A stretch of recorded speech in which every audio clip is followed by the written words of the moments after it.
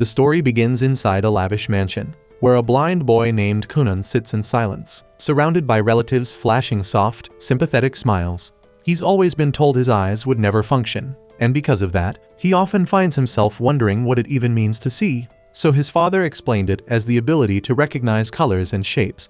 The reason for Kunan's blindness, it turns out, is tied to a strange symbol etched into his eyes. The hero's scar, a mysterious remnant said to have come from the legendary knight Hister Hulia. His father told him it wasn't something to be ashamed of, that it was far from ordinary, and that Kunan should wear it with pride, not bow his head in disgrace. But even with those words, he'd still hear the maids whispering when they thought he couldn't, how tragic it was, how deeply they pitied him. And Kunan did hear them, but he just never understood why anyone would feel sorry for someone just for being unable to see. Later that same day, his magic instructor showed up, and a maid carefully led Kunan to the study. On the way there, he asked her if there was even any point in learning magic in the first place. So Aiko gently told him it'd be a shame to waste such potential. After all, he was born with a water crest, and that was no small thing. It meant he could wield magic, a rare and valuable gift, so it's something to be proud of. But Kunan still didn't see the use, and even if he masters magic, he'll still need someone to lead him around everywhere he goes. When they reached the study, the teacher introduced herself as Jenny and said it'd be an honor to teach him. Not long after, they began the lesson, and to everyone's surprise, Kunan nailed the first spell right off the bat. With just one attempt, he conjured a small sphere of water. Of course, since he couldn't see it, he didn't know what it looked like. Jenny explained that he had made a floating ball of water, roughly the size of an eyeball. Hearing that suddenly sparked something in Kunan. If he mastered magic well enough, maybe he could create new eyes with his power so he could see. And that tiny idea lit a fire in him. So from that moment on, Kunan held onto one belief. If he trained hard enough, one day, magic might let him witness colors and shapes the same as everybody else. Then one afternoon, while eating lunch, something unusual happened. Kunan got curious about what was actually inside his sandwich, and for the first time, he asked about the ingredients.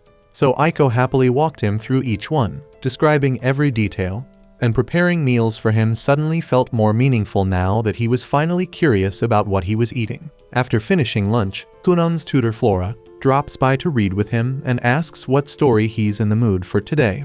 Without hesitation, Kunan says he wants to hear about the legendary knight Hister Hulia.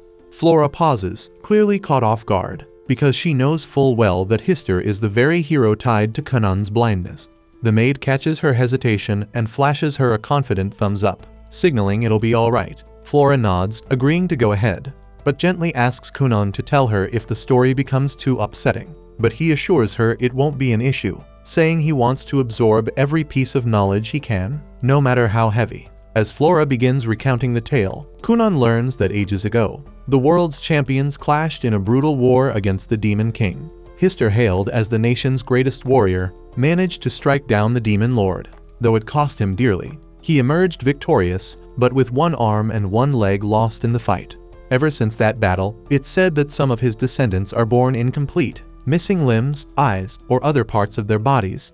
So these children are often labeled as the hero reborn or bearers of the hero's scar. But even as he listens, Kunan quietly brushes it off as nonsense. Deep down, he knows this has nothing to do with him. His life isn't some echo of a heroic tale. It's his own, and what truly matters isn't a myth or a legacy.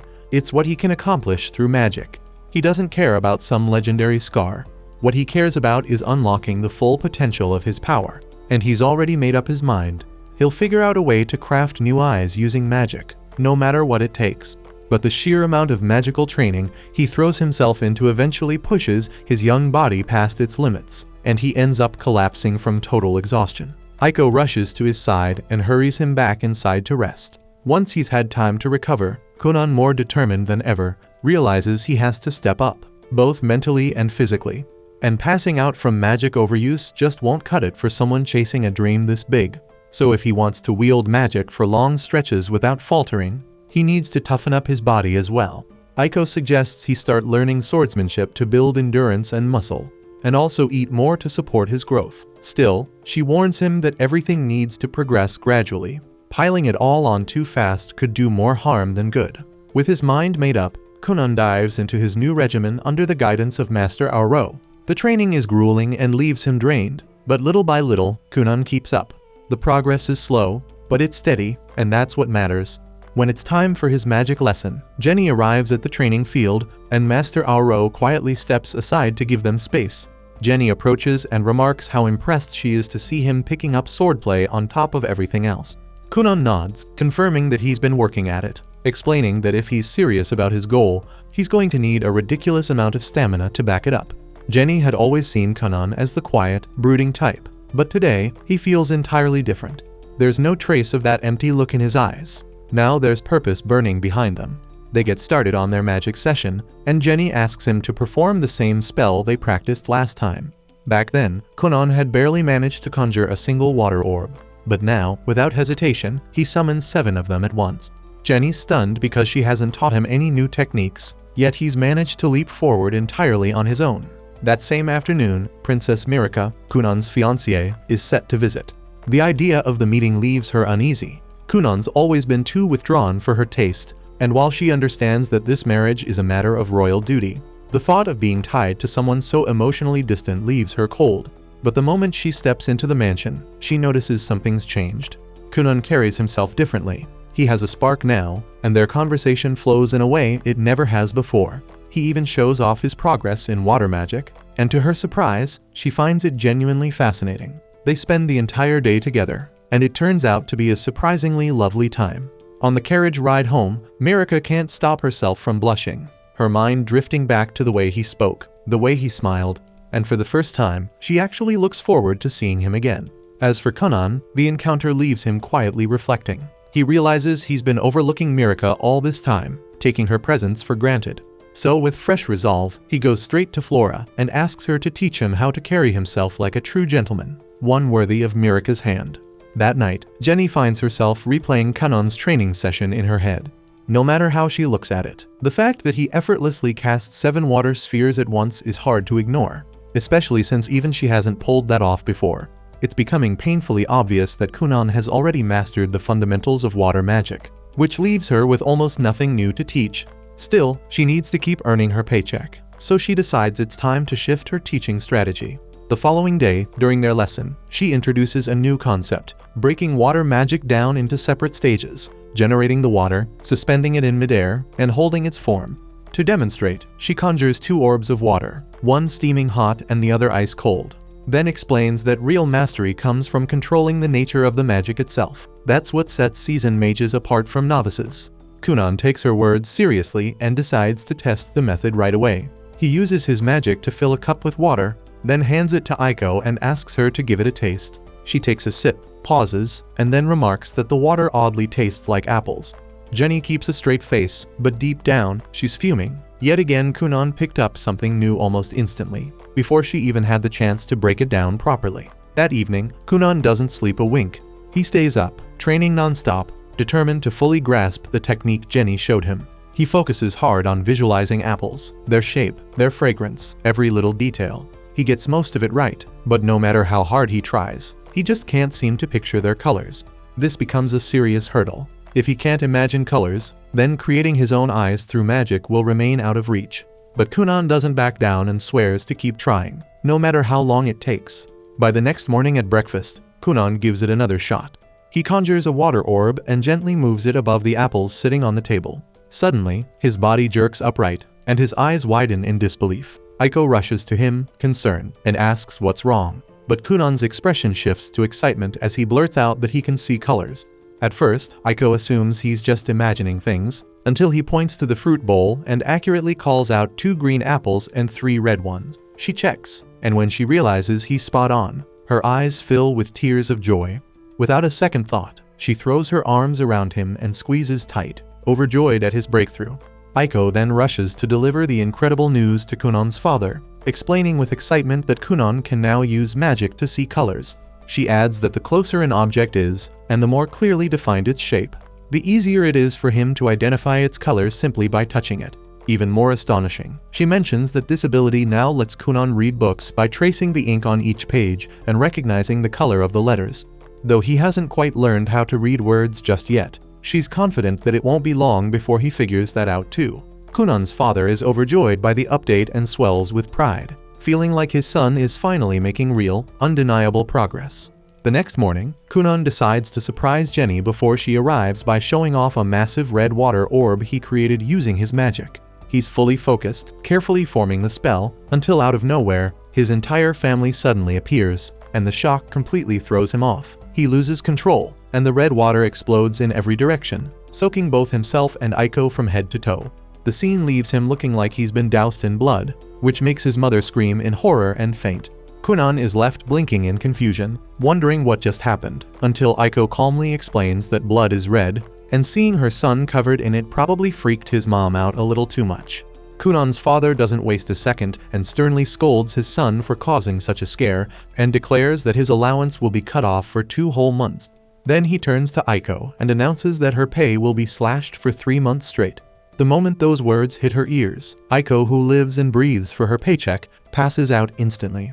At the same time, hidden just out of sight behind a nearby bush, Jenny silently watches the entire scene play out. As she takes it all in, one thought crosses her mind. Kunan is far more gifted than she originally imagined, and at the pace he's growing, she can't help but believe he might one day earn the world's highest magical title, the legendary Cerulean Sorcerer. A few days later, Kunan's father brings up the idea of sending him to school. Hearing that, his older brother Ixio is caught off guard and points out that Kunan's never even set foot outside the estate. Gurion agrees but says that's exactly why he wants him to go, to help his little brother learn how to adapt to the real world. The moment hits Ixio with a flashback from when they were younger, back when he tried to guide Kunan outside to play. Kunan had been nervous, so Ixio offered to hold his hand the whole time.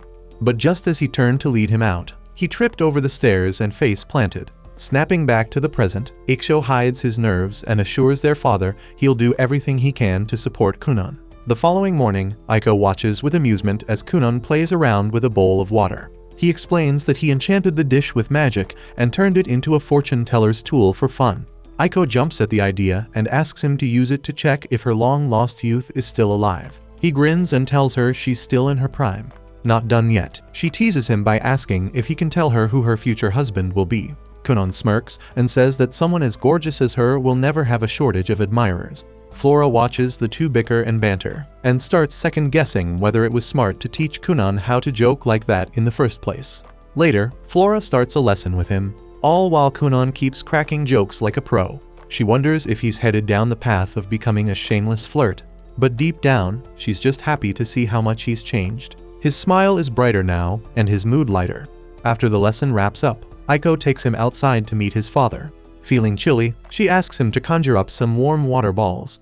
Kunan does so, but feels uneasy because he can't help but wonder why his dad would want to see him this late. Aiko tells him not to worry since he hasn't done anything wrong, unless you count that blood explosion incident a while back. Kunan fires back that she's the one who talked him into it in the first place, but he admits it was kind of fun. Before long, they reach the main estate where the head butler, Balin, greets them. Not long after, Kunan's older brother shows up and leads the two toward their father's room. As they walk, his brother asks if Kunan needs a hand getting around. Kunan quickly shakes his head, reminding him he can sense his surroundings just fine now. His brother nods, though the memory of messing up last time still lingers in his mind. Shortly, they step into a room where both of Kunan's parents are already waiting. Once Kunan and his brother go inside, Aiko and Balin stay outside the door. Then Gurion turns to Kunan and asks if he's open to the idea of attending a proper school. Kunan shuts it down immediately, saying he doesn't want to be a burden on others who'd have to look after him all the time. He adds that he's got something important he's working on at home and wonders if it's really that big of a deal not to go. Gurion explains that while it's normally mandatory for noble kids to attend school, he managed to get a special exemption from the emperor so Kunan could stay home due to his condition. Kunan's not thrilled, he suspects favoritism and says as much, but Gurion waves it off and tells him to stay focused. He tries once more to get Kunan to change his mind about staying home, but Kunan dodges the subject and instead asks if he can get his allowance back. That sets Gurion off, and the two of them dive straight into a heated back and forth. Thankfully, his wife steps in and reminds him why they're even having this talk. Regaining his composure, Gurion gets back on track and explains that this is about Mirika. He points out that any noble who skips their duties ends up shunned, and if she marries someone seen as uneducated, the backlash would fall on her too. That hits Kunan harder than expected, and after thinking it over, he finally agrees to give school a shot. Still annoyed by the whole situation, Kunon is at least a little comforted when Gurion clarifies that he doesn't have to attend full-time. Just show up for the yearly advancement exams. As long as he shows up 5 times for tests, he'll qualify for graduation, and that bit of news actually lifts Kunon's spirits. Ixio jumps in to remind Kunon that both he and Mirika are upperclassmen, so they'll help him settle in. His mom perks up, excited at the thought of getting her son's uniform ready. She calls Aiko and the two of them head out to get Kunon's measurements, with Ixio trailing after them. Gurion stops him just before he can leave, warning that some nobles might give Kunon and Mirika a hard time at school. Ixio takes the hint and assures him he'll keep an eye out and support his brother as best he can. The following morning, Kunon tells Mirika he's decided to enroll. She lights up, clearly happy that they'll get to spend more time together. Kunon admits he's a little nervous about being in a brand new place, so she tells him not to worry, she'll make sure he's taken care of. He thanks her, but can't help thinking that they might stir up some drama with her fanboys. When he brings it up, Mirika tries to brush it off like it's nothing, which makes Kunon suspicious. He asks if she's even popular at school, and she quickly sits up straighter, proudly saying that 5 guys have a crush on her. Kunon just sighs, realizing he'd better brace himself for dealing with some jealous punks. Afterward, Kunon slips into his uniform, getting ready for his first day at school. As he steps outside toward the carriage, Aiko can't help but gush over how good he looks, and Kunon fires back with a smug joke about his irresistible charm before climbing into the carriage. But right before they set off, he casts a water-based spell to coat the wheels in a soft gel. After saying goodbye to his family, Kunon finally heads off toward the city. While they're on the road, Ixio notices how smoothly the carriage is gliding over the rough ground. Kunon explains that he created the spell to absorb all the bumps, pointing out that no one wants to deal with back pain just from a ride to school. Feeling proud of his handiwork, he wonders if becoming a magical technician might not be a bad career down the line. Ixio then checks in, asking if Kunon's nervous, but Kunon shakes his head, saying he's a lot stronger than he used to be. He thanks Ixio for all the support over the years and apologizes for being a burden when his condition was at its worst. He also tells his brother to let go of the guilt over that accident, saying it's in the past now. Ixio's caught off guard, but Kunon stays firm and says that he's ready to keep moving forward, no matter how rough the road gets. Ixio smiles, seeing just how far his little brother has come from those darker days. But then Kunon suddenly takes it up a notch, boldly claiming that he'll live longer than the whole world just so he can enjoy life to the fullest. Ixio blinks, wondering if this new attitude has Aiko's fingerprints all over it. As they approach the school gates, Ixio is once again impressed when Kunon accurately senses the people nearby. Eventually, they arrive at the school entrance, and Kunon steps out of the carriage. Mirika hurries up to greet him, only for Kunon to start gushing about how beautiful she looks. She chuckles and throws his teasing right back at him, leaving Ixio watching in stunned silence. When Mirika turns to guide him inside, Kunon doesn't move right away. She looks back, a little puzzled. But Kunon is focused, listening closely to the dozens of voices echoing inside the building. Though the noise feels a bit overwhelming, for once he feels like he's ready for it. After taking a deep breath, he extends his hand toward Mirika and cheekily asks her to escort him like a dainty maiden. She laughs and agrees, taking his hand with a smile. In a quieter corner of the academy, Kunon's newly assigned tutor Cast kept glancing at the door, wondering why her new student was running late. She knew Kunon was the son of a marquess, and that thought alone made her doubt if someone as green as her was even qualified to teach him. Before she could spiral further, a bunch of girls nearby started squealing over a gorgeous newcomer. She turned to see what the fuss was about, and her jaw nearly dropped as Kunon casually strolled past with his fiancée clinging to his arm. Snapping out of it, Cast rushed to catch up and introduced herself as his instructor. Kunon, without skipping a beat, greeted her in an overly feminine tone, saying he was just playing the part of a graceful lady. Cast stood there frozen, completely thrown off, until the bell rang and spared her the awkwardness. Mirika and Ixio gave a quick goodbye, leaving Kunon with Cast, who now realized she'd probably drawn the short straw with this oddball student. Not far away, a few students peered through a window, eyes fixed on Kunon. One of them muttered that Kunon bore the mark of a hero's scar, and that small comment was enough to tick off Prince Lyle. Noticing his mood shift, his flunkies immediately backtracked, smothering their earlier compliments with half-hearted jabs. The prince then spun around and ordered them to follow him, clearly irritated. Back with Cast, she prepped a private room for Kunon's advancement exam. She asked if he understood the basics, and he gave a quick nod. She then went on to explain that although students usually had long breaks between exams, Kunon would be allowed to take his early. Kunan looked puzzled, so she added that his father had pulled strings with the king to make it happen. Kunan casually mentioned that his father was actually pretty tight with the king. Still, he couldn't shake off the guilt that his dad had to use favoritism to pave his way. He turned to Cast and apologized for putting pressure on the school because of his status, but she just acted like she didn't hear it. But Kunan didn't stop. He started venting about the messed up politics in noble society. Trying to change the subject, Cast silently handed him the exam sheet. Kunan didn't even glance at it, and just kept trashing his corrupt father until Cast finally snapped and begged him to leave her out of high society's messed up politics. Some time later, Cast sits down alone with Kunan's exam papers. After all the ranting he'd done about aristocratic nonsense, she figured his answers would be an absolute mess. But the moment she starts reading, her eyes widen in disbelief because he didn't just do well, he aced the entire thing. Meanwhile, Kunan strolls over to the cafeteria to grab lunch with Mirika. But just as they arrive, Prince Lyle and his entourage block their path. Lyle calls out to his sister, and Mirika immediately starts fidgeting with her clothes, clearly nervous.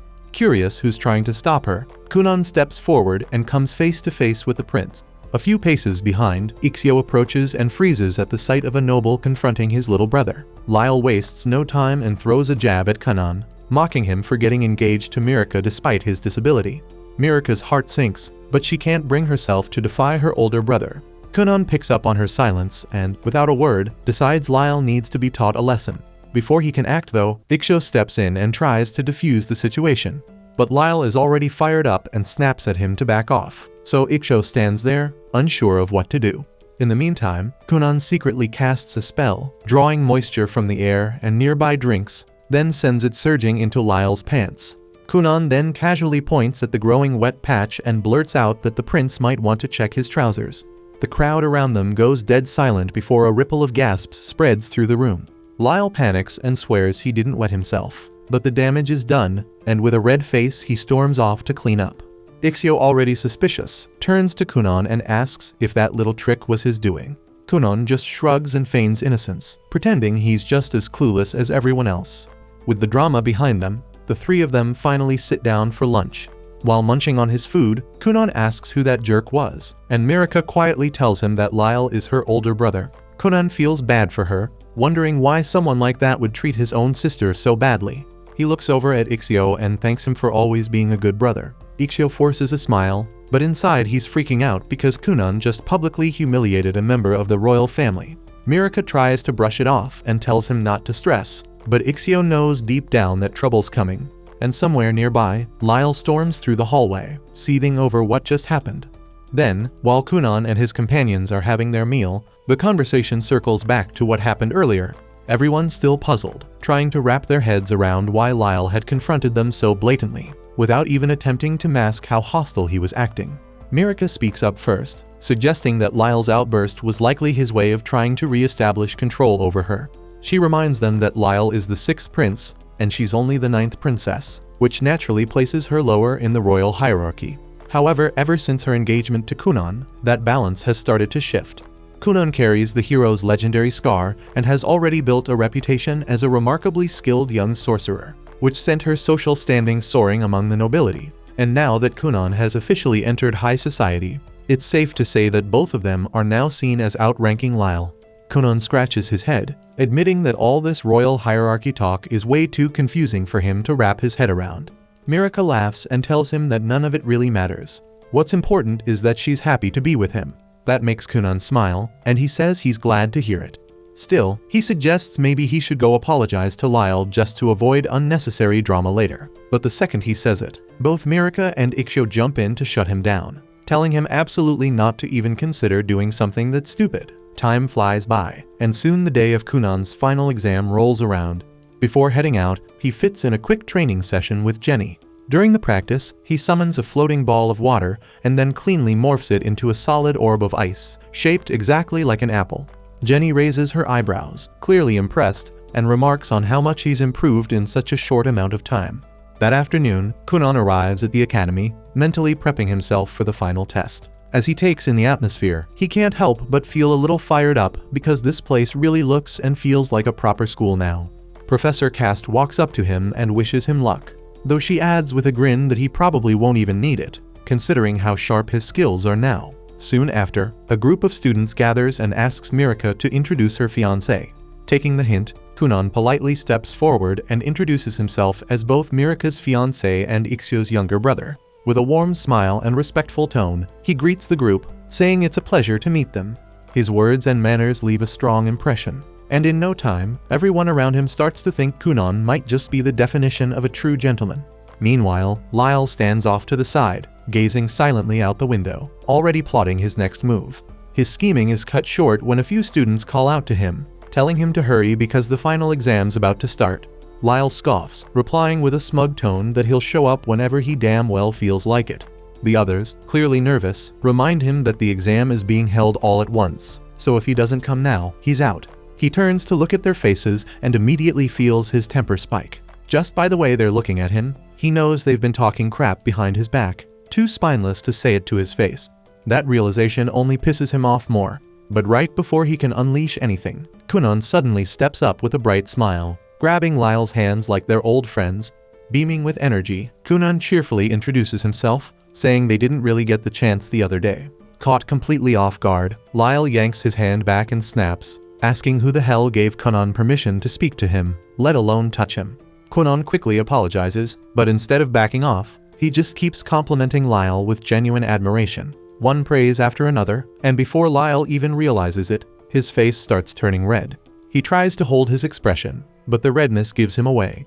The other students can't help but crack up, completely shocked to see Lyle flustered like that, as it's a side of him no one expected to see. Moments later, everyone settles into their seats, and the final exam begins. Time passes quickly, and when it's over, Professor Cass steps in front of the class to announce the results. Instead of writing names or numbers, she simply draws a flower on the board, her way of saying everyone passed. The classroom bursts into cheers as students congratulate each other, relieved and overjoyed to have cleared the exam. With everything wrapped up, Kunan hops into his carriage and waves goodbye, telling the others he hopes they'll meet again someday. As soon as he returns to the mansion, he jumps straight back into training with Jenny. She tells him to make a ball of water and split it into 10 equal parts. Kunan does it effortlessly, then adds that he's been working on something new.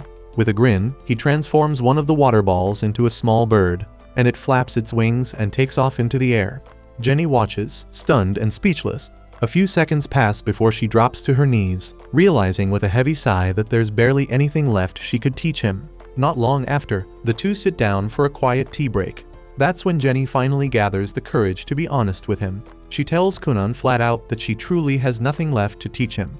According to her, he's already mastered every form of basic magic, and once he moves on to more advanced spells, he'll easily leave her in the dust. She confesses that it's been like this for a while now. She just kept throwing together odd little exercises, hoping to stay useful somehow. The moment she says that, Kunan bolts upright in protest. He tells her he's known for a while, but it was those very exercises, random or not, that helped him expand his magic. He insists that without them, he never would have reached this level. Then he suddenly asks if she's trying to walk away because the pay isn't good enough, and says if that's the problem, he'll just tell his dad to give her a raise. But Jenny shakes her head, her tone quiet but firm. She tells him it's the opposite. She can't keep accepting such a generous salary when she's no longer earning it. She doesn't want to be paid like a teacher when she doesn't feel like one anymore. She walks over to him and gently places both hands on his shoulders, locking eyes with him as she says she's reached her limit. She repeats it clearly. There's nothing more she can teach him, but Kunan refuses to hear it. He begs her to keep making those exercises, even if they're just smoke and mirrors meant to fool him into thinking he's learning. He says he doesn't care if they're fake. If it helps him grow, then it's more than enough. Still, Jenny doesn't flinch. She meets his eyes and tells him, plain and firm, that she just can't do it anymore. After saying that, she turns her back to him and walks away. As she makes her way home, she thinks about everything Kunan has accomplished. The talent, the drive, the things she never imagined a kid could pull off. Then something sparks inside her. A fire she thought had long gone out suddenly ignites again. If Kunan can aim to become the cerulean sorcerer, then so can she. There's no way she's letting herself get left behind by her own student. It's not too late, not for her. Back at the mansion, Aiko informs Kunan that Flora has stepped down from her role as well. Now that he's officially completed the Noble Children's curriculum and graduated, her job, by all standards, is done. Kunan feels a little downhearted, realizing he never got the chance to properly say goodbye. But Aiko explains that Flora didn't offer any farewells because she knew she wouldn't be able to hold back her tears. Hearing that, Kunon decides he'll write her a letter, something sincere to thank her for everything she did. That evening at dinner, Kunon brings up Jenny's resignation to his father, Arsene Gurion. He explains how Jenny felt unqualified to keep teaching him, believing that Kunon deserves someone far more gifted in magic to help him move forward. While they sit and think it over, Iksho suddenly recalls hearing about an elite royal sorcerer known as Xianli. The name instantly grabs Kunon's attention. Without hesitation, he says he wants Xianli to be his next teacher. But before the idea can even settle, Arsene cuts in and shuts it down immediately. He explains that requesting a royal sorcerer is next to impossible. Those mages operate directly under the crown and don't take private students. They're too important to leave the castle and almost never accept outside requests.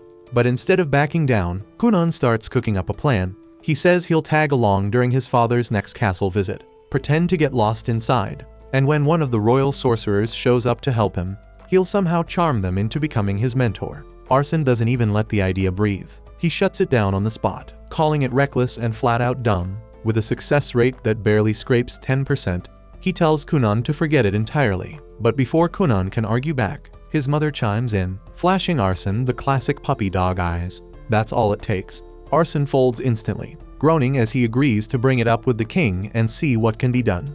A few days later, a Grand Master within the castle receives Kunon's formal request for royal tutelage. At first glance, the man barely gives it a second thought and is seconds away from tossing it aside. But the moment he notices the name Kunon Gurion, bearer of the hero's scar, he pauses, interest flickering in his eyes. A few days go by, and eventually Kunon receives a formal summons from the royal palace to present himself before the kingdom's royal magician. He boards a carriage alongside his father, who's visibly content with how smoothly everything has unfolded. Kunon casually comments that the king must share a pretty deep bond with his father if something like this was arranged so quickly, but his father corrects him, saying that the real reason behind this invitation isn't just old connections, it's because the court's head sorcerer has taken a genuine interest in Kunon's magical potential and personally requested to meet him. His father then asks what kind of spells Kunon can use at this stage, and Kunon immediately begins chanting before forming a small sphere of water, which soon transforms into a black cat that calmly settles on his lap. His father stares in disbelief, saying he never imagined magic could accomplish something like this, and reaches out to pet the tiny cat. He is shocked to find that it does not feel like magic or water at all, but exactly like any ordinary cat he might find wandering outside. Kunon explains that he only recently perfected its appearance, since before that he could only create animals that were completely transparent, though lately he has learned how to freely alter their color. His father happily plays with the cat for a while, prompting Kunon to ask if they should adopt a real one for their home. But like a typical father, he immediately shuts the idea down, insisting that cats would just make a mess around the house and that he would probably trip over one and injure himself. On top of that, he adds that Kunon's mother prefers dogs anyway, so the decision is not really up to him. Before long, they arrive at the capital and are welcomed by a silver-haired girl named Helga, the kingdom's second princess and Mirika's older sister. Kunon greets her cheerfully, saying he feels incredibly lucky to have someone as beautiful as her as his sister-in-law.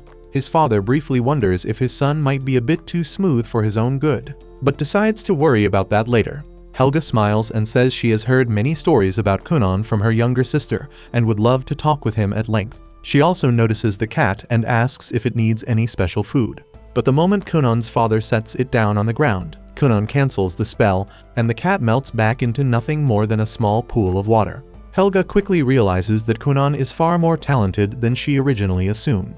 While his father looks genuinely disappointed about not getting the chance to name the cat, Helga offers to escort Kunon up to the Black Tower, as his father mentions that he plans to speak with the king for a bit before possibly heading home. Kunon tells him not to worry, saying that after visiting the Black Tower, he's thinking about meeting up with Mirika and maybe taking her out somewhere. His father tells him to enjoy himself and promises to have a carriage prepared whenever Kunon decides to return.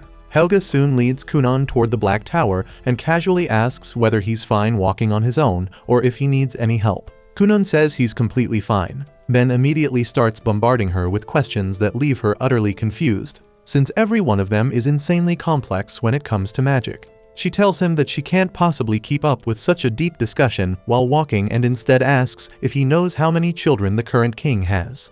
Kunon admits he never really thought about it, So Helga explains that the king is an absolute powerhouse who has 7 princes and 10 princesses. She herself is the 2nd princess, while Mirika is the 9th. But what makes their kingdom especially unique is that the line of succession doesn't follow the usual rule where the eldest son automatically inherits the throne.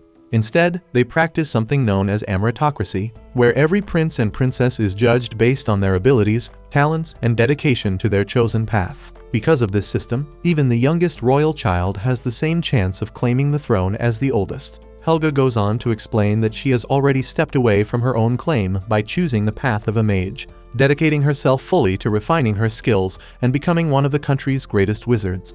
As they move through the corridors, Kunon suddenly feels an inexplicable pull toward a nearby window, where he stares absent-mindedly toward a dark tower in the distance, sensing countless different magical presences coming from it. Not long after, Helga shares something she considers extremely important, warning him that there is a real chance he could be dragged into the succession struggle for no good reason. She advises him not to align himself with any faction until he is absolutely certain of his stance, and cautions him to never say anything that could later be twisted and used against him to damage his reputation. In exchange for all that valuable advice, Kunon decides to return the favor by showing Helga a unique trick of his own. He freezes a thin film of water beneath his shoes, forming a slick layer of ice that lets him glide forward almost like he's skating. Helga instantly falls in love with the idea and excitedly tells him to try it on her too. Kunon quickly casts the spell again, and before long, the two of them are sliding through the corridors like a pair of reckless idiots, laughing as they go, while the guards scramble to chase them down since they can't risk Helga getting hurt. But sadly for the guards, Kunon and Helga are far faster than expected and manage to leave them behind. Their luck doesn't last long though, as a knight spots them and immediately gives pursuit.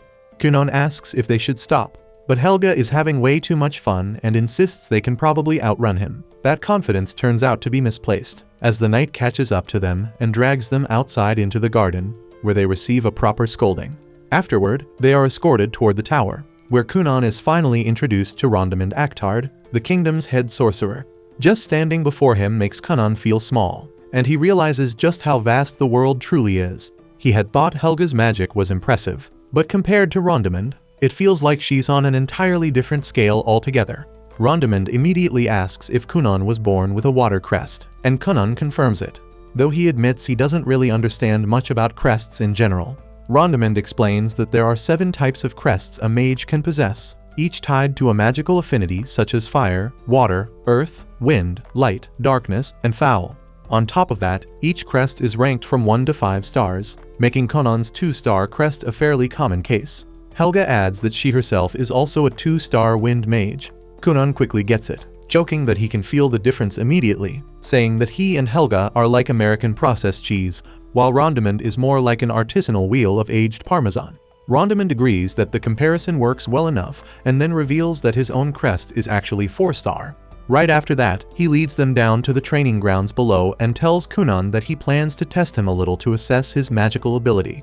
Kunon feels a bit nervous, wondering if passing this test might mean gaining a royal mage as a tutor. But he doesn't get much time to dwell on it, as Rondamund immediately calls over an older student who also serves as a royal mage and instructs him to display his water magic. The mage chants his spell, and in an instant, countless droplets of water bloom into the air, forming an intricate, shimmering pattern. Rondamund turns to Kunon and calmly tells him to overpower the boy's magic with his own. Kunon immediately recalls what Jenny once explained to him, that his talent isn't limited to creating water, but also extends to manipulating any water already present around him. Up until now, that has never been an issue, but he has never once tried to seize control of water created by another mage. He realizes that Rondamund has casually thrown him into a situation neither he nor Jenny ever considered, forcing him to adapt on the spot. With no time to hesitate, Kunon decides to try anyway and pushes his will toward the silver-haired mage's water. At first, it feels like it might work, but he quickly hits a wall as the droplets begin to resist, firmly held in place by the other mage's magic. Rondamund watches closely, clearly intrigued by what might happen next. Kunon refuses to give up, pouring all his strength and stamina into the attempt to force control. To everyone's shock, Kunon manages to tear 2 of the water spheres away from the seasoned mage before the spell is finally shut down. Kunon collapses to his knees, gasping for breath, while the silver-haired mage honestly admits that he never imagined a mere boy could wrest control of even 2 water spheres from him. He turns to Rondamond and declares that he would gladly take Kunon on as his student, only for the other mages to immediately speak up as well, all expressing their desire to have Kunon as their pupil. Rondamond shuts them down at once, saying he wants to see more of what Kunon can do, and tells Kunon to create something of his own choosing. Kunon immediately shapes his water magic into a trampoline, and without hesitation, Rondamond jumps onto it, bouncing around like he's having the time of his life. The other mages quickly line up, eager to try it themselves, wanting to understand how it works and whether they could replicate it. Rondamond, however, tells Kunon that he wants him to stay the night at the castle so they can further explore the limits of his abilities. Kunon apologizes and explains that he already has plans, since he has a date with Mirika and needs to take her out to dinner that evening. Right then, Helga asks if he can create any other animals with his magic, or even humans. Kunon answers that he can do both and immediately forms a human-shaped doll made of water magic, modeled after his maid. It isn't fully perfected yet, so the figure is still slightly translucent, and he hasn't fine-tuned the movements either, which makes it a bit awkward for now. The young mage then asks if the doll can actually do anything, and Kunon brings up the time he tried to make one fly, though it didn't go over well since the doll ended up looking pretty stupid while doing it. Rondamond instantly takes interest, leaving Kunon no choice but to demonstrate. He starts messing around with the doll, sending it flying back and forth through the air repeatedly, which ends up scaring half the people in the castle. This earns him yet another scolding, followed by a round of apologies from everyone involved. Before long, the sun begins to set, and Rondamond tells Kunon that he has officially passed the tests and that he will personally assign him a sorcerer to help refine his control over magic. Kunon is thrilled by the news and rushes to tell his father, who is far less pleased after hearing that his son has already caused trouble twice in just a few hours. He scolds Kunon for being reckless with his magic before storming off. Not long after, his father leaves to return to their mansion, leaving Kunon behind with Helga. She quickly realizes that Kunon needs to head to Mirika, or he'll end up late for dinner. Helga suggests that they use magic to get there faster, otherwise they won't make it in time, so they decide to try a little experiment. Kunon creates a large bubble of water, and Helga uses her wind magic to push it forward, sending them soaring through the sky like they're riding a magic carpet, reaching the area near Mirika's chambers in no time at all. Unluckily, Helga forgets to slowly ease off her magic and cuts it completely, causing them to plummet straight down. They end up getting caught by the Knight Dario for the third time that day, who is visibly fed up and delivers yet another long lecture, while Mirika waits nearby in her dress, still expecting her Prince Charming to arrive. Mirika is a mess, pacing like there's thunder rolling inside her, completely on edge, half convinced Kunon's not gonna show. Her maid tries to calm her down, tossing out the idea that maybe he just got held up at the academy, and that's why he's running late. Luckily, before the stress eats her alive, there's a knock at the door. The maid hurries over, opens it, and finds a guard standing there with news. Kunon's finally arrived and is waiting just outside for the princess. By the time she turned back around, she was floored to see Mirika already lounging on the couch, sipping her tea like royalty, like she hadn't just been on the verge of a full-blown meltdown moments before. Before the maid could even open her mouth, Mirika had already slipped out the door, Power walking her way straight to her fiancé. She spotted Kunon waiting at the bottom of the stairs, where he immediately apologized for showing up late, then hit her with some smooth talk, saying the moon looked stunning tonight, despite being blind as hell. He reached for her hand, which she gave with a soft smile, and just like that, he led her to his ride and whisked her off to a high-end restaurant. Once they stepped inside the place, the staff wasted no time offering them some overpriced sparkling water. Fancy stuff only people with actual money would entertain. Not that it mattered, because these two weren't exactly scraping coins. As they settled in and started sipping, Mirika's maid quietly observed Kunon's polished posture, and the way he carried himself pure noble vibes. Mirika broke the silence first, asking if he'd had time to swing by the Black Tower today. Kunon lit up at the question, sharing how he actually met her older sister there and that every mage he encountered was straight up incredible, especially the second princess Helga. He added that he passed the mage assessment too, though he still had no clue who his mentor was gonna be. The guy kept laying on the charm throughout the night, and Mirika was clearly vibing with it, even if her maid still found some of it kinda cheesy. But hey, young love's messy like that, so whatever. After dinner, Kunon hit her with something bold. He gently held her arm and told her that while this kind of dinner might only happen once in a while for now, but after they got married, he'd make sure every damn night felt just like this. Even the maid, who usually rolled her eyes at this kind of thing, was caught off guard. Maybe those hours spent watching overly dramatic romance clips online weren't such a waste after all, because even she had to admit, Kunan might not be such a cringelord after all. Mirika kept her composure like a proper noblewoman, calm and graceful the whole way back, until the door shut behind her. The moment she stepped into her room, all that elegance vanished. She spun around and collapsed onto her bed, giggling like a kid, heart racing as she replayed everything Kunan had promised her, and she couldn't stop smiling. A couple days later, Kunan made it back to his mansion. He was tucked away in his study, busy scribbling down a report, when Aiko's voice rang out from the yard. She was knee-deep in laundry and called out for a hand, and right away, Kunan raised his hand and whipped up a bubbly storm of enchanted water that blitzed through the grime in seconds. Aiko gave him a quick thanks, but Kunan just sighed, saying he was in the middle of wrapping up that report and now it'd be delayed. Aiko rolled her eyes and told him to quit being such a shut-in bookworm. But Kunan explained that he needed to get it all down while it was still fresh in his head. Aiko shot back that nerds don't get girls, and if he kept hiding from the sun like some cave troll, he was going to end up short and scrawny. Kunan paused as the brutal truth hit him that girls really do go for tall guys. But Aiko leaned in with a teasing smirk and said she'd still pick him, as long as he was packing heat where it counts. They ended up chilling under the shade of some drying linens, and Kunan casually asked if a reply had come from the Black Tower yet. It was still radio silence, and it looked like they hadn't picked his tutor. But just a few days later, like magic, a letter showed up.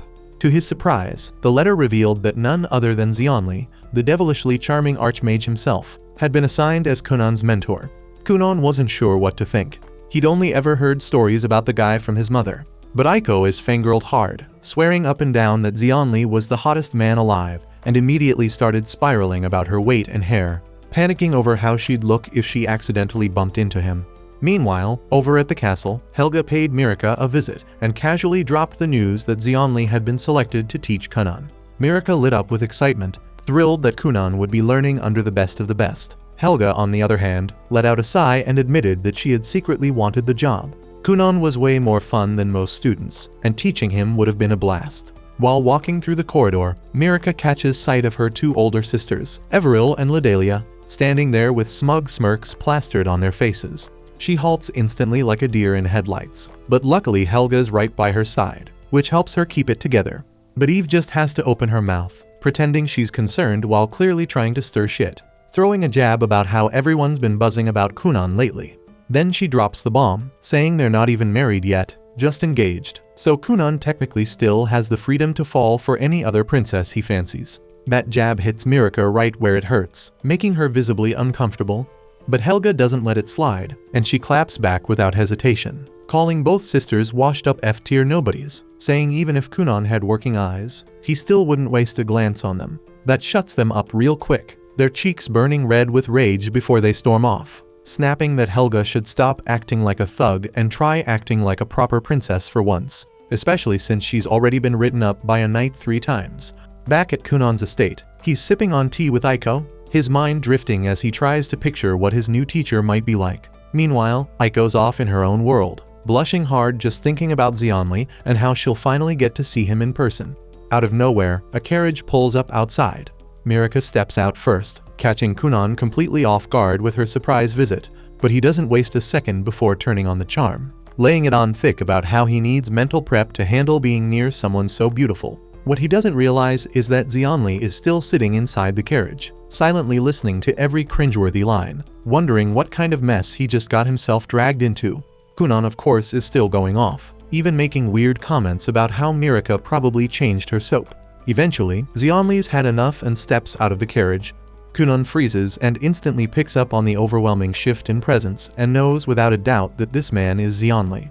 Aiko, meanwhile, is having a silent meltdown, but Kunan's too focused on the pressure rolling off Xianli like a storm cloud. His magical aura alone is enough to rattle anyone, and Kunan instantly knows that this guy isn't just strong. He's on a whole different level, leagues beyond any mage Kunan met at the Black Tower, and he might even be stronger than the Grandmaster himself. Mirika notices the look on Kunan's face and asks him if something's wrong, but he brushes her off and steps forward to greet Xianli, introducing himself properly. Xianli casually shrugs and says he couldn't care less, making it clear he has zero patience for bratty kids. Aiko, meanwhile, is baffled how a mage can be this damn rude. Yet somehow that bookworm brain of hers finds it kinda attractive. Xianli doesn't sugarcoat it. He flat out says he never asked for this babysitting gig and that the Grandmaster basically dumped it on him.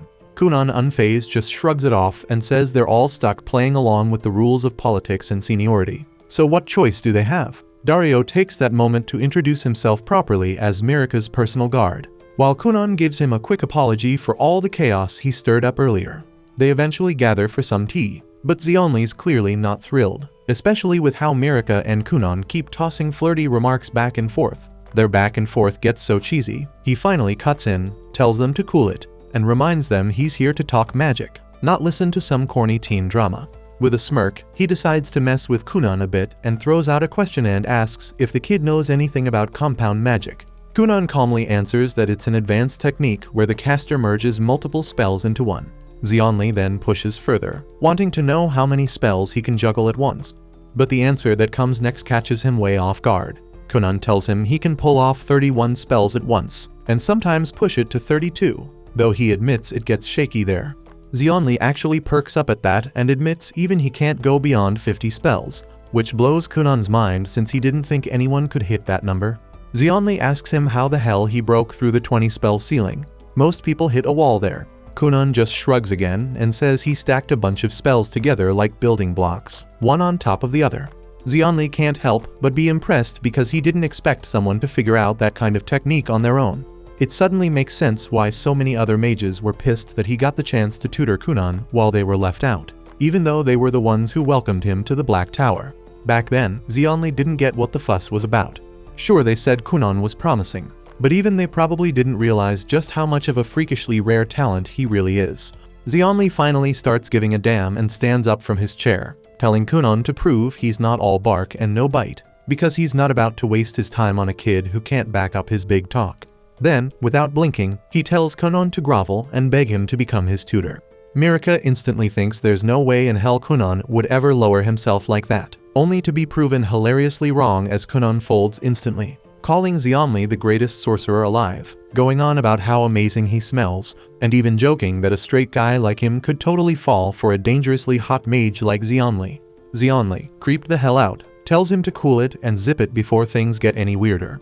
Then, to test the little freak, he raises his hand and casts a spell, and suddenly a thick wall of dirt rises up from the ground. He tells Kunan to destroy it if he can, using whatever tricks he's got. But just before Kunan makes a move, Xianli casually throws in a request and says he wants to try out that waterbed he keeps hearing about. Without missing a beat, Kunan casts a spell and summons a floating bed made of water. Xianli says he'll supervise from there, takes a seat, and the moment he touches it, his eyes go wide. Before he knows it, the man gets sucked into a dreamy nap, knocked out cold by the ridiculous softness. While Xianli's passed out in waterbed heaven, Kunan checks out the wall and immediately senses what's going on. The thing looks basic, but there's a thick layer of powerful enchantments underneath, making it damn near unbreakable. Turns out Xianli had stacked more than 40 layers of magic on top of each other. But Kunan doesn't panic. Instead, he calmly sits down next to the princess and pours her a cup of tea. He figures they'll just chill until the guy wakes up. Only then will he bother breaking it. 2 hours crawl by before Xianli finally wakes up, rubbing his eyes as the sun dips below the horizon. He looks around, sees his wall still standing, and asks if Kunan gave up. Kunan just sips his tea and tells him he was waiting, and now that he's awake, it's time. The boy walks up to the wall and uses a spell, releasing a stream of soapy water that gently eats away at the dirt. Slowly but surely, the wall melts down. Xianli watches, grinning, realizing Kunan didn't try to brute force it like most idiots would. Instead, he picked the clever route, and that moment seals it. Xianli officially takes him in as a student and tells him to be ready. Starting tomorrow, they'll be diving headfirst into every experiment he's got lined up.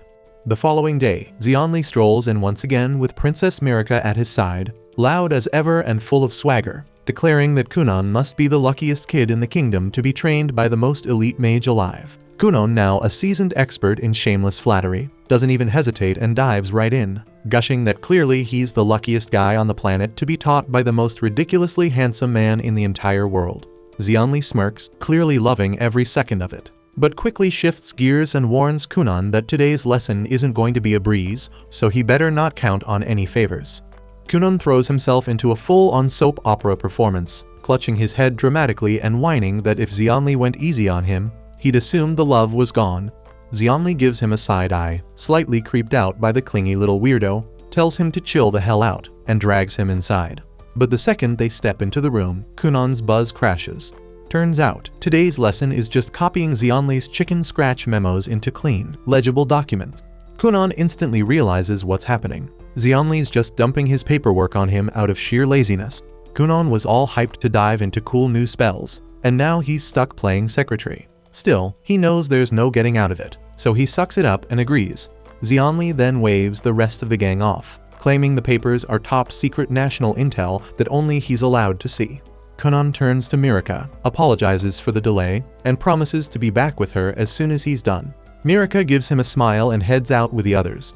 Once they're gone, Xianli casually tells Kunon to recreate that water bed he whipped up yesterday. Kunon casts the spell with ease, forming a soft, warm water mattress.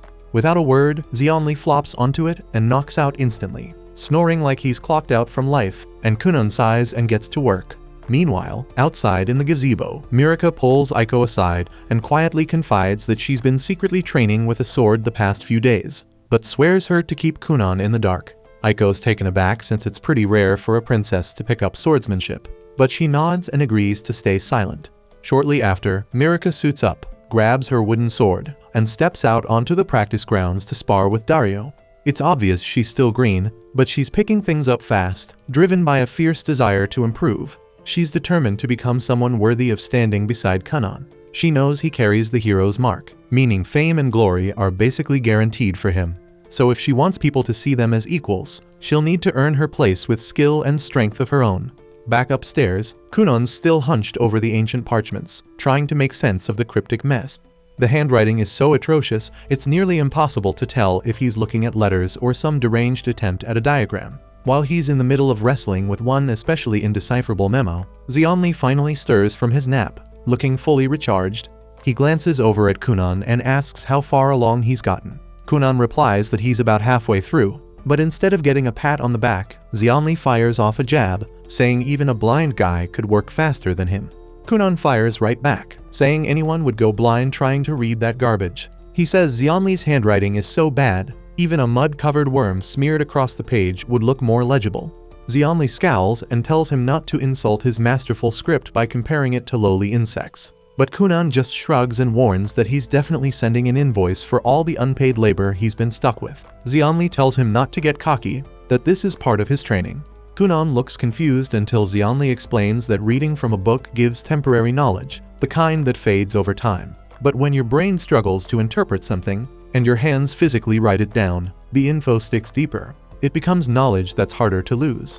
Kunon finally understands the point, giving a quiet nod as he realizes this roundabout method is still a form of training, even if it feels completely ridiculous. As evening rolls around, Xianli gets ready to head out again. He tells Kunon to make sure the rest of the work's done before his next visit. But just before he steps out, Kunon stops him and asks about some weird-looking markings on one of the memos, and they kinda looked like a spell.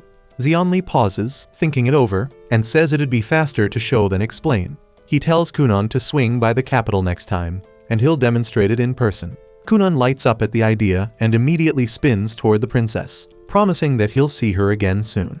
The following morning, Kunon makes his way back to the capital and gears up to enter the Black Tower once more. As soon as he shows up, the royal mages swarm him, excited to see him again and throwing out a barrage of questions. But before he can get a word in, Xianli appears and tells him to follow.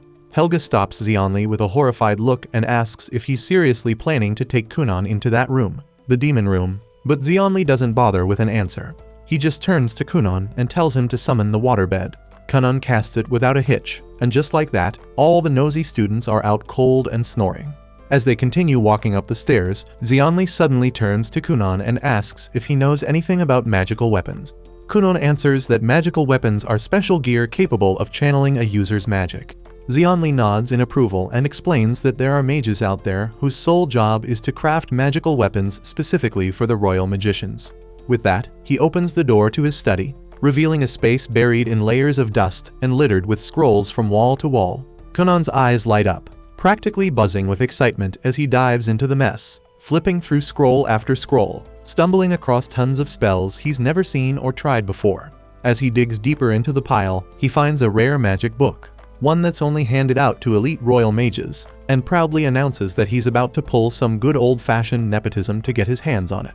He spins around, grinning, and tells Xianli that he wants to stay here forever. Xianli chuckles and tells him he doesn't need to live there because one day, the whole place could be his if he wants it. Then he shifts focus to a box in the center of the room, explaining that he's been developing a magical device for months, and the diagram Kunon saw yesterday was actually a blueprint of that very invention. Kunon steps forward and opens the box, only to find nothing inside. Baffled, he looks up at Xianli and asks what this thing is even supposed to do.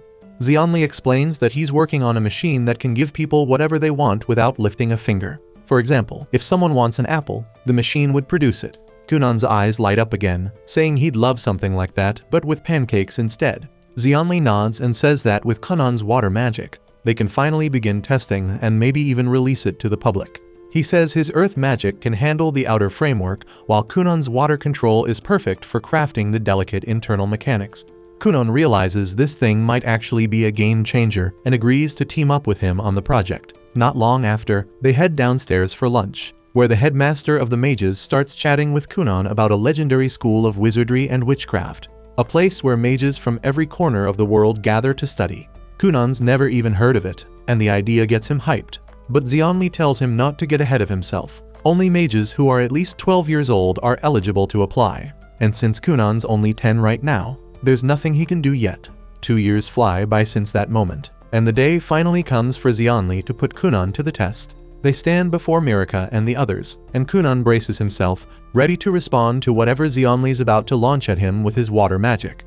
Xianli gives a knowing smile and fires off a flurry of earth spikes, hurtling straight at Kunon. Without missing a beat, Kunon combines multiple spells, forming droplets of water that absorb the impact and bounce the energy back in the form of a crashing wave that breaks right at Xianli's feet. Xianli grins and declares that Kunon has passed, and Kunon, now glowing with pride, is absolutely thrilled with joy at hearing the words he's worked so hard for. After that, they head back inside the house, where Eiko brings out a magic pot that instantly produces a freshly baked pie using nothing but magic. Mirika takes a bite and says it tastes like it just came straight out of the oven. Even Kunon admits that their invention has clearly been a massive success in the market, though he can't help complaining that he hasn't seen a single coin from it, with all the profits mysteriously ending up in Xianli's pockets. Later on, inside the study, Mirika looks around and points out that Kunon and Xianli have already worked together on more than 5 successful magical devices. Kunon adds that another one is currently in progress, and that they've also published 5 new magic theories in their latest magic manual. Xianli turns to him and tells him not to worry about the unfinished device anymore, reminding him that he'll be turning 12 this spring and should start preparing for magic school. At first, Kunon flat out refuses to leave, insisting that Xianli is the only teacher he needs. But Xianli explains that as an earth magic user, there's a limit to what he can teach him about water magic. On top of that, the world is vast, and the magic school is filled with incredibly powerful water mages. Kunon still hesitates, but Mirika gives him the final push, telling him to go out and become a great sorcerer. She promises that by the time they meet again, she'll have worked on herself too, and become a woman worthy of standing beside him. Later that night, after saying his final goodbyes to Xianli, Kunon returns to his study and reflects on the past few years. He realizes that he's grown so used to sensing the world without using his eyes that he completely forgot his greatest dream, to create a pair of functioning eyes for himself. He understands that the only way to make that dream a reality is to grow stronger as a mage, and that can only happen if he's trained by a true water magic specialist. Several days pass as Kunon becomes consumed by the obsession of creating real eyes. He experiments non-stop, failing over and over again. Then one quiet morning, it finally clicks. He realizes he's been overthinking everything, chasing overly complex solutions when the answer was actually simple. All he needs is a mirror, something that can reflect the world and transmit that image directly to his brain so he can comprehend what he's seeing. With that idea locked in, he immediately gets to work. And before long, he opens his eyes for the very first time in his life and takes in the scene before him. Tears begin to fall, another first. Then he slowly walks around the room, staring at the books, then moves toward the window to see his own reflection. And that's when he notices a massive insect monster standing silently at his back. To his shock, the crab just stands there like a statue. And after a short while, Kunon starts to realize that this thing isn't really dangerous at all. shrugging it off. He turns back to his invention and uses magic to summon a mirror right in front of him. Ever since he chose the path of magic, he'd made a personal vow. Once he finished crafting himself a new pair of eyes, the first thing he'd do was take a good, long look at the one person he couldn't stand, himself. He remembers how his parents and the servants constantly went out of their way just to make sure he didn't end up hurt. As the mirror takes form, he finally opens his eyes and stares hard at his reflection. He notes that he's not very tall, and he doesn't even have the start of a beard. But then again, he's still just a kid. He turns back to the crab and tries to strike up a conversation. But the crab stays dead silent, still staring forward, completely motionless like before. Kunan calls out for Aiko, and she shows up instantly without wasting a second. She doesn't even spare the crab a glance and jumps straight into asking Kunan if he needed anything. Then she spots a strange floating orb of magic next to him, and more importantly, sees that his eyes are open. Her eyes light up as she excitedly asks if he actually pulled it off and gave himself working eyes. Kunan grins and nods, and Aiko immediately launches herself at him, cheering and hugging him hard. But in the process, she knocks the magical orb into the air, which spins wildly and leaves Kunan dizzy as hell. Laughing, she insists they tell his dad right away and says she's making a huge dinner tonight to celebrate him. Kunan looks back at the crab again, still staring with that same blank face, and briefly considers asking Aiko to toss it in the pot and serve it up for dinner. He turns back toward her, then suddenly notices something strange. She seems to have a horn sticking out of her head. He squints and asks if she's seriously got a horn on her head. Aiko laughs and tells him that the horn only pops up when she's pissed off, but disappears when she's feeling good. Kunan doesn't really know how to take that, but for some reason, he can't picture Aiko in his head with a horn at all.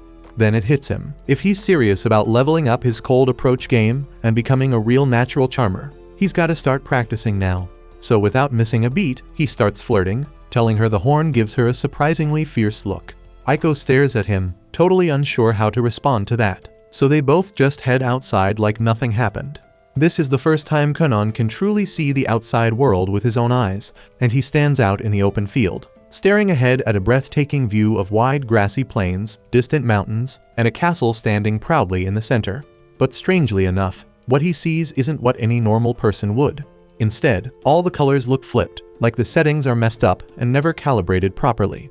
The sun appears pitch black to him. The bright blue sky looks like a faded purple, and the grass has turned into a pale, lifeless blue. Even Kunan feels uneasy, because none of the books ever mentioned a black sun or a purple sky, and something clearly feels off. Aiko walks up behind him, helps him put on a cloak to shield him from the cold, and tells him they should head toward his parents' manor to share the good news. Kunan finally decides to ask the question that's been bothering him for a while and asks if she can see the giant crab standing right behind him. Aiko assumes Kunan is just spinning some fantasy nonsense and tells him that if he's making up a story, he should at least make her sound really cool in it. Kunan quickly realizes there's no point arguing with this woman, so they keep walking across the meadow, crab included, toward his father's manor. He knows the experiment was a huge success since he can see the world now. Still, something keeps scratching at the back of his mind, making him feel like something went wrong during the process, and that he shouldn't be seeing some of the things he is. Once inside the manor, he finally sees his brother for real this time, and his mother and brother are both overwhelmed with happiness when they hear that he can finally see. His mother breaks into tears, smiling as she looks at him, while his brother praises him for accomplishing something no one has ever managed to do before. Kunan, however, can't really focus on all this emotional nonsense, because what he sees is wild. His brother has a stunning pair of wings, looking like he just walked out of a pride parade. Meanwhile, his mother's eyes are two completely different colors.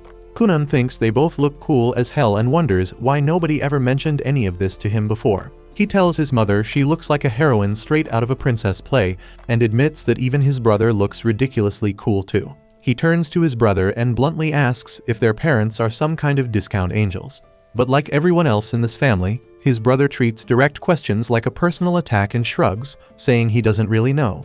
Kunan then turns to Aiko and asks if people in this world can actually grow wings, only for her to dive into an overcomplicated explanation that answers everything except the question. She tells Kunan that everyone is born with wings, and he's just now unlocked his by reaching his full potential. At that moment, Kunan realizes he's completely surrounded by lunatics. He decides that the crab, the horn, the weird eyes, and the random feathers are all hallucinations, stuff only he can see, which clearly means something's messed up. Suddenly, he hears his father running into the room and wonders what kind of absurdity he'll see this time. And sure enough, his dad looks like he walked straight out of a messy game show punishment. His father joyfully congratulates him on the achievement and says he'll be sending word to the capital right away about Kunon's success. Everyone eventually clears out, leaving just Kunon and his brother behind. Kunon figures this is his shot to get some real answers and casually asks if their dad's always been such a dripping slimeball. His brother instantly tells him to shut it, warning that if their father ever heard such brutally honest words, he'd probably start bawling on the spot. Kunon just sighs and smirks, thinking how the combined weirdness of this family couldn't power a broken desk lamp. He decides it's best to save all serious questions for someone with a functioning brain like his teacher. The following day, his prayers are answered. A royal carriage rolls in from the capital, carrying Princess Sir Dario and Zeonli himself. Kunon rushes down to greet Mirika and welcomes her to the manor with open arms. Mirika is practically glowing with joy, thrilled that Kunon can finally see again. She praises him for accomplishing something no one else ever has. But Kunon still keeps his eyes shut tight, terrified that his future wife might look like a bug-eyed disaster. Mirika gently tells him to open his eyes, wanting him to see her for who she truly is. Kunon slowly opens his eyes and looks at her properly. He notices her dignified posture, her beautiful blonde hair gleaming in the sunlight like countless strands of gold, and her smile, soft and composed in a way that feels almost unreal. Just when he starts thinking that at least his fiancée doesn't have anything strange going on, he spots a single feather resting right on top of her head. He lets out a tired sigh at this absolute nonsense, but Mirika misunderstands it completely and starts feeling insecure, thinking he didn't like what he saw. Kunon immediately switches on his natural charmer instincts and reassures her, comparing her to a dove's feather drifting freely through the sky. Right then, Dario steps out of the carriage and casually adds that this dove has been improving rapidly with the sword. And at this point, she's more of a hawk than a dove. Kunon then notices a stunning, ethereal sword resting on Dario's back and instantly asks about it. Dario, however, assumes he's talking about his regular weapon and starts rambling about the steel, how it was forged in fire, and how he once saw the process himself. Kunon quickly realizes that the glowing sword isn't real at all, and that his eyes are just messing with him again. Suddenly, he hears Zeonli's voice behind him and looks up, only to be blinded by an overwhelming golden light pouring off him, so bright that he can't make out anything through the glare. Kunon shields his eyes and asks if he's really the teacher, saying he can't see a damn thing because of how bright he is. Zeonli assumes Kunon is just flattering him and replies proudly that he's always radiant, overflowing with brilliance. Kunon has no idea how to get these self-absorbed idiots to understand what he's actually saying. Still covering his eyes, he tells Zeonli that he needs to talk to him in private and manages to drag him into a separate room, where he finally explains everything he's been seeing. Zeonli just bursts out laughing at how ridiculous it sounds, unable to believe that Kunon sees Mirika as a girl with a random quill sticking out of her head. Kunon snaps back, telling him not to brush this off, because he definitely doesn't want to marry Mirika while he's stuck walking around with a giant crab at his side, and his future wife has a feather on her head for no reason at all. Zeonli starts thinking about why Kunon's seeing the world in colors that don't match reality. After a moment, he narrows it down to two possible explanations. 1. Kunon might have unlocked the ability to perceive the shape of a person's soul, which would mean that the crab is a direct manifestation of his own.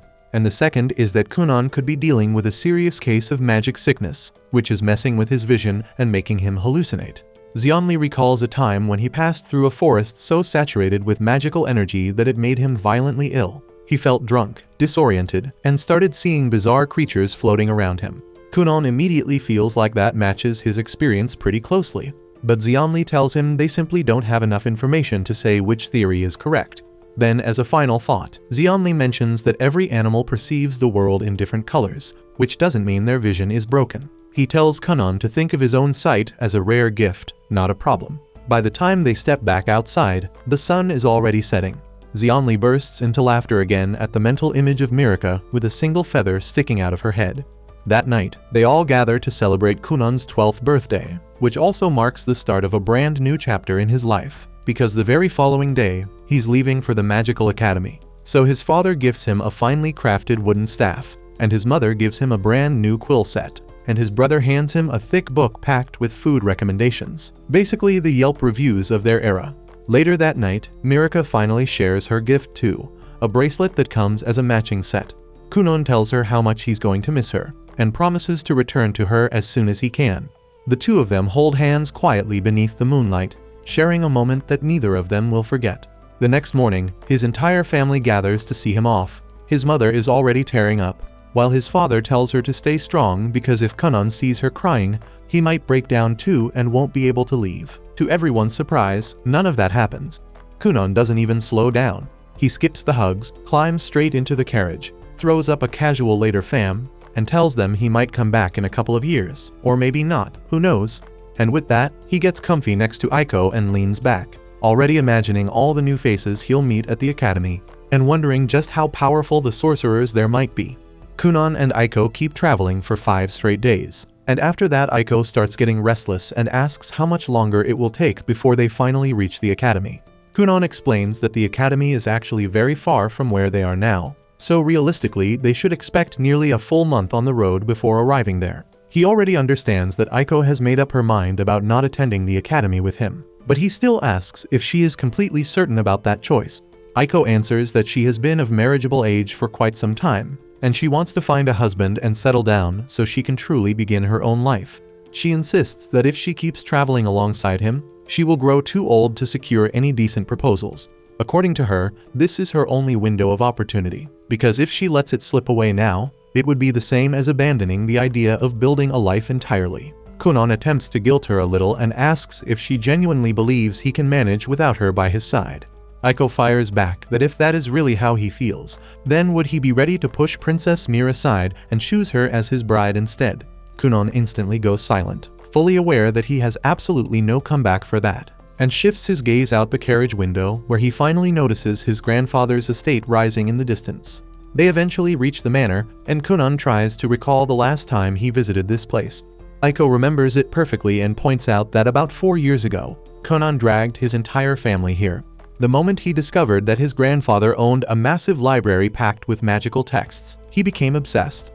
Back then, he was desperately searching for any possible way to master magic, so he practically forced his family to travel with him. He even went as far as performing an embarrassingly dramatic viral dance routine until they finally gave in and agreed to make the trip. Kunon grins when the door behind him swings open and his grandfather steps out cheerfully with his arms wide, declaring that he missed him terribly. Kunon matches the enthusiasm and runs straight into his embrace, and the two of them begin hugging tightly.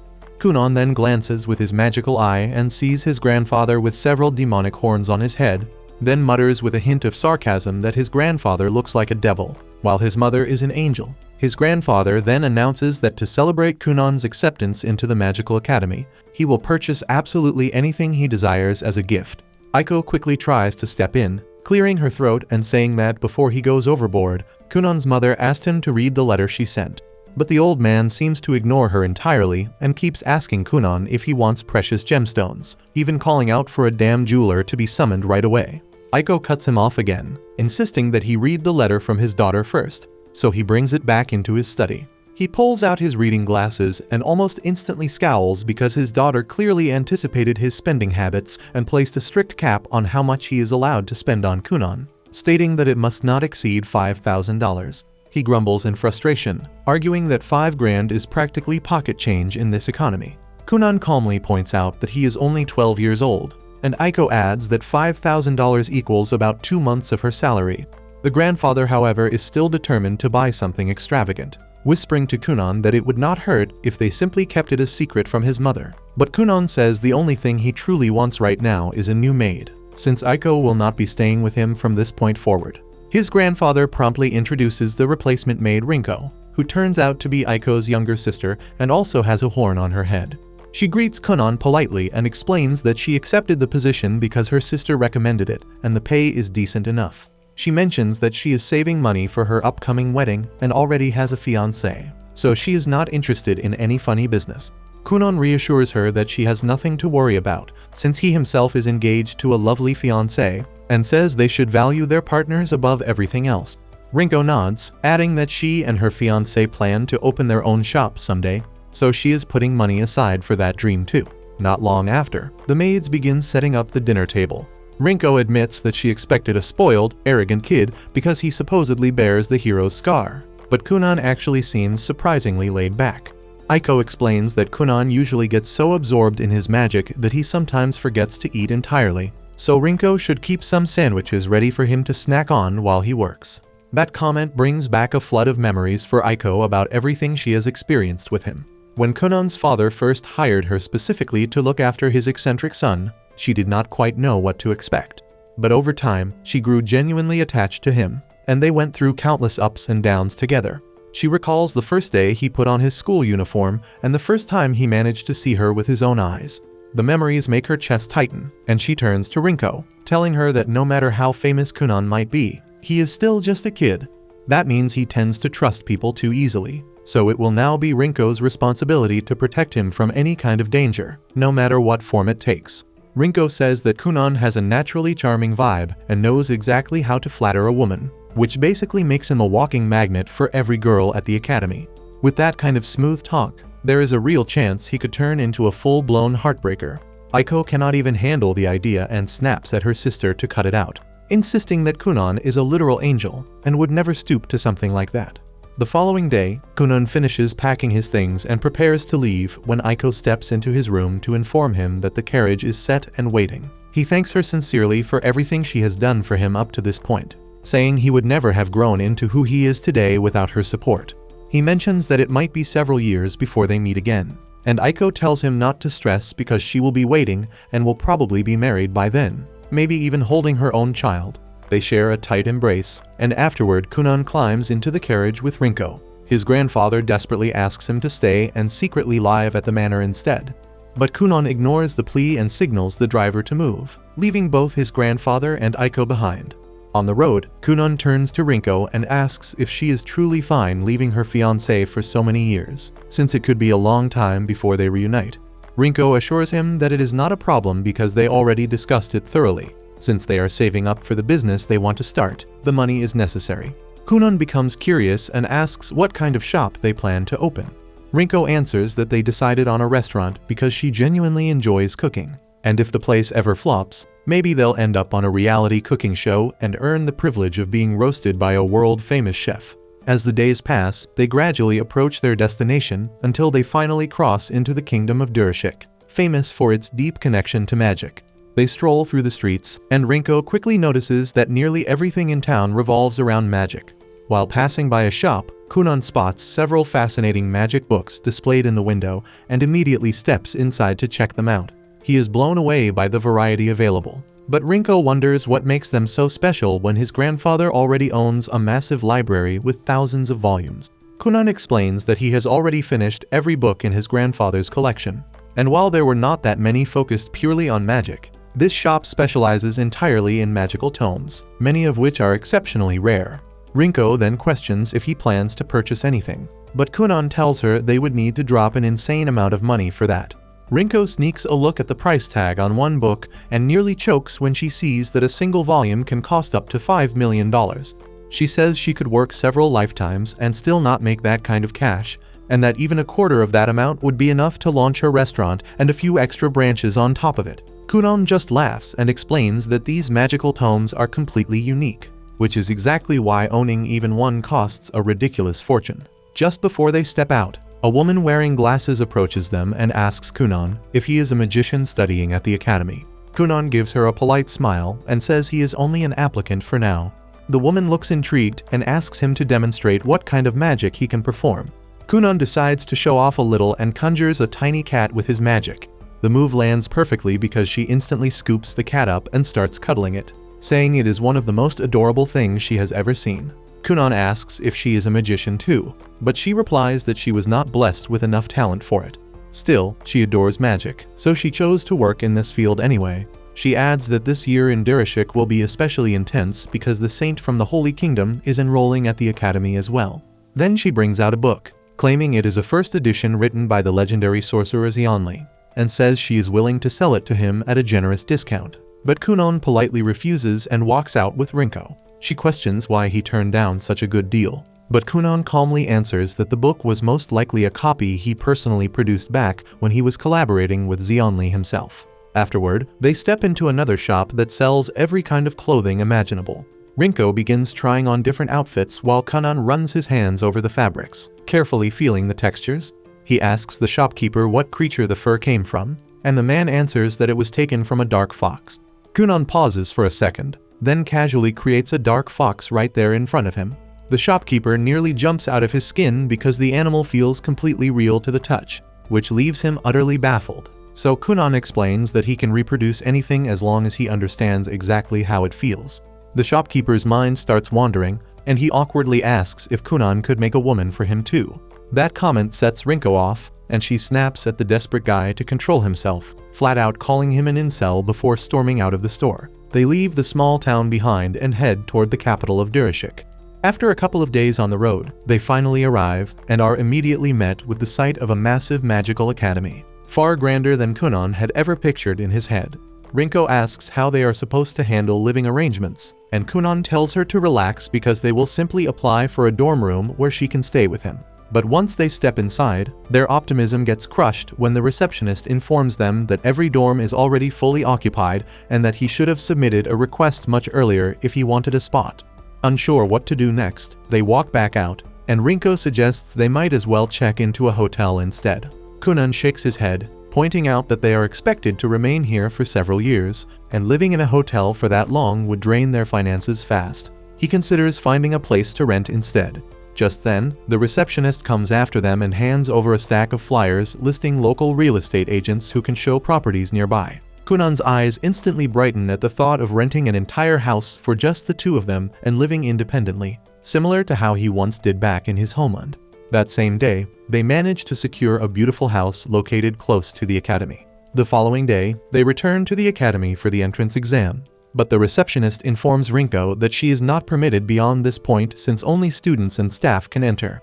Rinko even attempts to slip her a bribe, but that tactic gets her nowhere, so she waits outside while the receptionist, whose name is Laubella, escorts Kunan down a hallway and out onto a wide grassy field where 3 other candidates are already standing, ready for their evaluation. That concludes this episode. Thank you for watching. If you want to see the next part, be sure to subscribe to the channel and turn on the notification bell.